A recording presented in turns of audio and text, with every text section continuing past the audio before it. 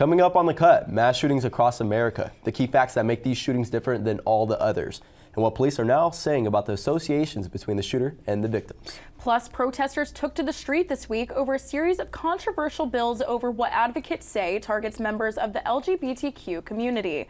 We have a full report. And the Super Bowl is coming to town. We have team coverage on how Phoenix is preparing for the event. The Cut begins now.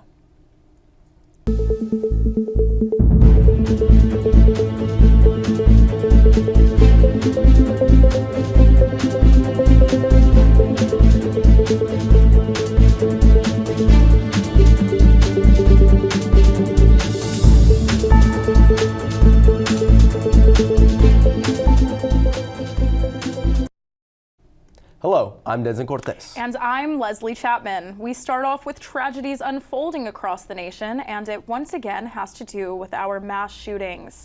This is not something that is uncommon. The Gun Violence Archive reports that there have been 69 mass shootings just since 2023 began.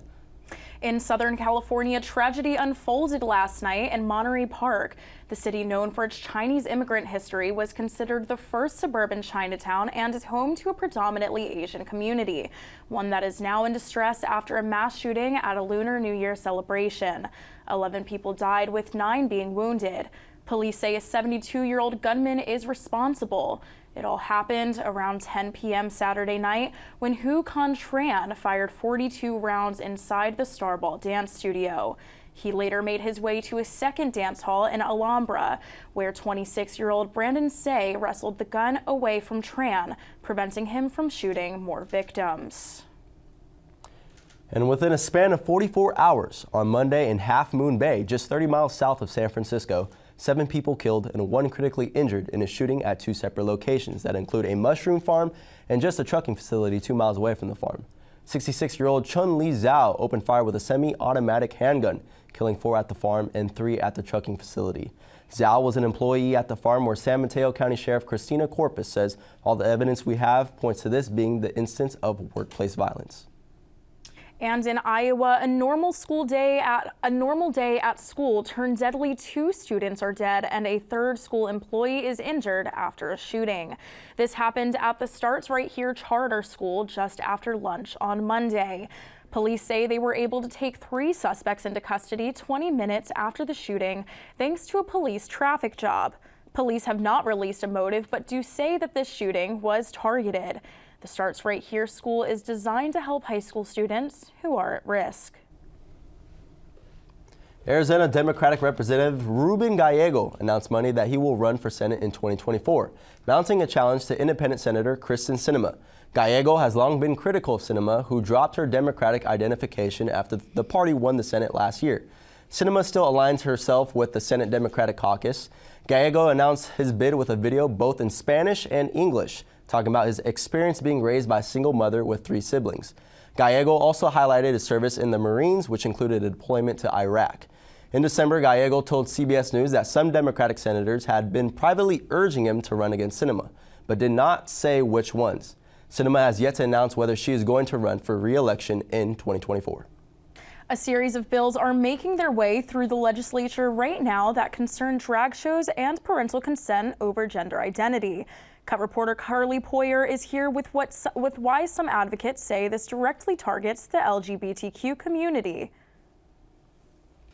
Thanks, Leslie. The protest came as a response to 5 newly proposed anti-LGBTQ bills created by Senator John Kavanaugh and Anthony Kern. The 5 proposed bills include parental consent for pronoun usage at school, protecting schools and governments from being sued in case of violating 2022's broad-term Parental Bill of Rights, prohibiting public money from being used for drag shows targeting minors, which Senator Kavanaugh admits this is a preventative measure and there are no examples of this happening in Arizona. However, the last 2 bills focus on criminal charges for those who host a drag performance in a public space where a minor could be present, and requiring businesses to have permits for drag shows and zoning them as adult-oriented businesses.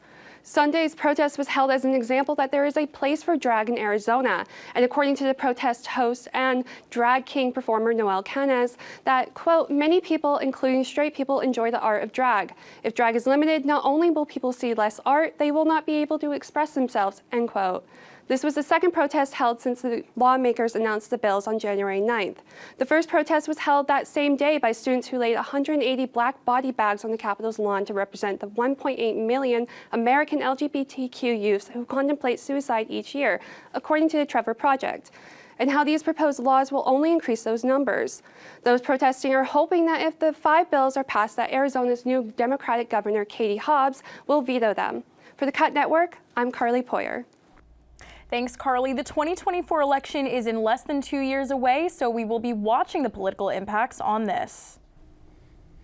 Florida Department of Education has blocked a new AP African American Studies high school course created by College Board, saying it would violate state law. The course would teach students from pre-colonial Africa to modern-day protest movements. And in a letter to the College Board, Florida's Department of Education rejected approval, saying it violates Florida law and, quote, lacks educational value. This rejection follows Governor Ron DeSantis' efforts to limit the discussion of race in school, where just last year DeSantis signed the Stop Woke Act, restricting race-based conversation. The AP African American Studies course is being taught in more than 60 schools across the nation. Remember concerns over the triple-demic? That had to do with the coronavirus, RSV, and the flu. Health officials say the worst may be behind us. In fact, many say the warnings scientists issued were too extreme. Cases of the triple-demic shot up in early December, clogging up hospital beds. This left many concerned about the holidays when many families would gather. Well, as it turns out, after Christmas, there was not as much of a resurgence as people thought.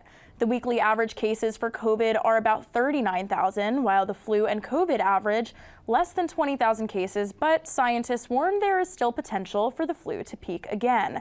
Just this week in Arizona, Maricopa County reported their first flu death. News out of the White House. President Joe Biden has chosen former COVID policy czar Jeff Zientes as chief of staff. He will replace Ron Klain, who is expected to step down after 2 years in the role. Biden is looking for consulting from a more business experience background rather than a political one. By replacing Klain with Zientes, Biden decided on Zientes after an internal search became clear that Klain favored Zientes as his successor. President Biden's approval rating stands at 42% currently. Dozens of Peruvians were injured last Friday after police clashed with protesters in anti-government demonstrations. These demonstrations are spreading across the country.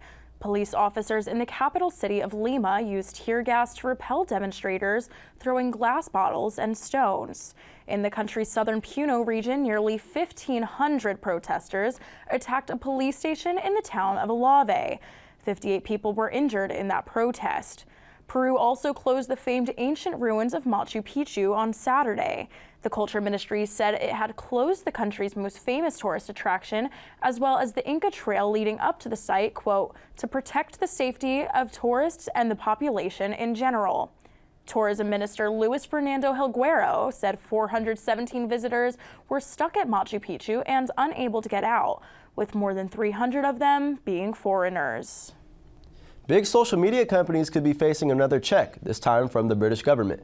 Cut reporter Larissa May is here with what this could mean for company executives. UK Prime Minister Rishi Sunak is looking to strengthen the online safety bill, which could have serious consequences for Mark Zuckerberg.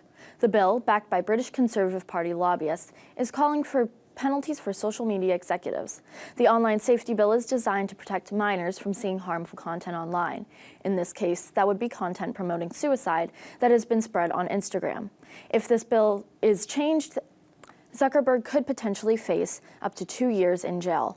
Similar arrests have been made in Saudi Arabia, where 2 Wikipedia employees have been arrested in an effort to control content. Those opposed to this action, such as Wikipedia co-founder Jimmy Wales, have been calling the censorship tyrannical. Supporters of this issue argue that Meta, Instagram's parent company, knew that the app was promoting content that caused body image issues that negatively impact teens' mental health. If the bill updates pass, Zuckerberg and other tech moguls could face legal battles in the UK. The current contest lies in the safety of the minors versus freedom of speech, a battle that we'll likely continue to see play out in Parliament in the coming weeks. Thank you, Larissa. It will be interesting to see the tech company's response. Ticketmaster has gone to court after the initial chaos of their website when Taylor Swift's tour tickets went on sale. Lawmakers targeted the platform's lack of competition in the event ticketing industry on Tuesday. The president of Live Nation, which is Ticketmaster's parent company, stated that bots and ticket scalping contributed to the issues with ticket sales. SeatGeek CEO Jack Rotzinger claimed that the only way to restore ticket buying industry was to separate Ticketmaster and Live Nation. Elon Musk testified in court Tuesday afternoon in an ongoing legal battle with shareholders, insisting that a 2018 tweet he tweeted about taking Tesla private at $420 stock price was not a joke. Shareholders are trying to prove that the funding-secured tweet caused the stock price to artificially inflate, then come back down. Musk said the driving factor that made him tweet that back in 2018 was the report in the Financial Times that came out the morning of August 7th, saying that Musk received notice of a report planning to reveal that Saudi Arabia Public Wealth Fund acquired a 5% stake, which was not public information at the time. Fans are gearing for next year's football season already. Arizona State football released its 2023 season schedule last week. This upcoming season will be the Sun Devils' first year under new head coach Kenny Dillingham, who was hired back in November. He was an offensive coordinator at Pac-12 competitor Oregon. Dillingham is an ASU alum graduating back in 2012. Dillingham also served as an offensive assistant to former offensive coordinator Mike Norvell back in 2014 for the ASU Sun Devils. The Sun Devils are coming off a 3-9 season, their worst since 1994. The Sun Devils look to face off against Southern Utah in their season opener on August 31st at Sun Devil Stadium. Have you looked up? Well, chances are you have seen Super Bowl banners down the street. Cut reporter Charlie Vicario is here with information on all of the upcoming Super Bowl events. Charlie? Thanks, Leslie. The Super Bowl is less than a month away, and there will be a lot of events in the week leading up to the big game all across the valley. Downtown Phoenix has transformed for the Super Bowl this past month, with brightly colored banners and billboards advertising the event that will take place in February. From parties to concerts, there will be plenty of events to attend to make sure you get the full football experience. February 6th is Super Bowl opening night, presented by Fast Twitch. Players and coaches will make their first public appearance. Another big event is the NFL Honors Award Show, hosted by Emmy and Grammy award-winning artist Kelly Clarkson. On February 9th, the award special will recognize the NFL's best players, performances, and plays from the 2022 season. The NFL hasn't been the only ones preparing for this big day. Restaurant owners have been ready for the customer surge for months. Restaurants typically get busy on weekends in downtown, but what owners are expecting the week of the Super Bowl doesn't quite compare. Between private parties and full reservations, restaurant owners are ready for the upcoming economic boost. Stay tuned for this weekend to see which two teams will be going head-to-head for the Super Bowl 2023 title on February 12th in Glendale, Arizona. Chris Stapleton will be performing the national anthem, and Rihanna will perform her long-awaited halftime show. For the Cut Network, I'm Charlie Vicario. Thank you, Charlie. It will be exciting to see all of those Super Bowl events happening near us, and hopefully we'll see Jalen Hurts here in the Valley. The Super Bowl is just days away. Cut reporter Lauren Avanetti is here with us. What we can expect from the big game, Lauren?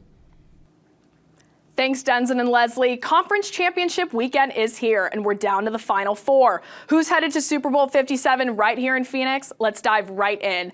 In the NFC Championship, we have the NFC's best offense in the Philadelphia Eagles, facing the NFL's best defense in the San Francisco 49ers. Philadelphia is led by MVP finalist Jalen Hurts, who after missing 2 games due to a shoulder injury, scored 3 touchdowns to secure the 28-7 win against NFC East rival the New York Giants. Meanwhile, in San Francisco, the 49ers defense forced 2 Dak Prescott interceptions and held the Dallas Cowboys to only 12 points in their 19-12 win. San Francisco is currently on a 12-game win streak, all thanks to Mr. Irrelevant himself, Brock Purdy, their rookie quarterback, who's won 7 games in a row as their starter since taking over in Week 7.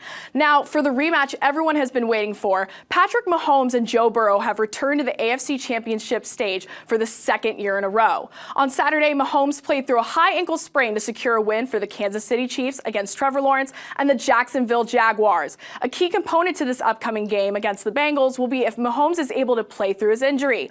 On the other hand, it was the best of both worlds for the Cincinnati Bengals on Sunday, as Joe Burrow put up 2 touchdowns against the Buffalo Bills, while the defense held them to a season-low scoring output of 10 points in a 27-10 win. It's going to be an exciting weekend of football. That's it for your NFL recap. Back to you guys at the desk. Thank you, Lauren. I noticed the Cowboys, your team, is not there. My money is on the Bengals. Hopefully they could take it all the way. What do you think, Leslie? I mean, as a South Jersey native, I'm really happy the Eagles are still in the running. You guys are still and running I'm through. thrilled that the Cowboys are not. I think it's going to be a good game between you and San Francisco. I know our producers are big 49ers fans, so it should be an interesting game to see how it goes, you know? Go Birds. And another story, a girl in Rhode Island is trying to answer a question even the greatest detectives may not be able to answer. If Santa Claus is real. Last Christmas, 10-year-old Scarlett Delmato set out a trap for Santa and is trying to see if she can catch him red-handed. Over Christmas, she set out on her quest by placing the traditional milk and cookies for Santa and his reindeer. She took the remaining cookies and asked her local police department to analyze the treats for DNA samples. The Cumberland Police Department received the letter and decided to take a look. The investigation is ongoing and they will release results as soon as they become available. Now, a man in Phoenix was arrested for an odd charge Tuesday. He was arrested on suspicion of trying to sell a tiger cub via social media. This is the cub in question. Look at that. The man who was arrested was 25-year-old Carlos Alcaraz. The Associated Press reports he attempted to sell the cub for $20,000. This is illegal and he is charged with the import of wildlife. It is unclear how the tiger ended up in the possession of the man, and the tiger will be returned to the Arizona Game and Fish Department. That's interesting. I think he's trying to build his own Tiger King Joe Exotic. Maybe. Thanks for joining us this week. Stay tuned for the latest by checking out YouTube at The Cut Network. You can also follow us on Twitter at The Cut ASU, and don't forget to follow us on Instagram, where we put together a special behind-the-scenes look at our show. Thanks for joining us. I'm Leslie Chapman. And I'm Denson Cortez.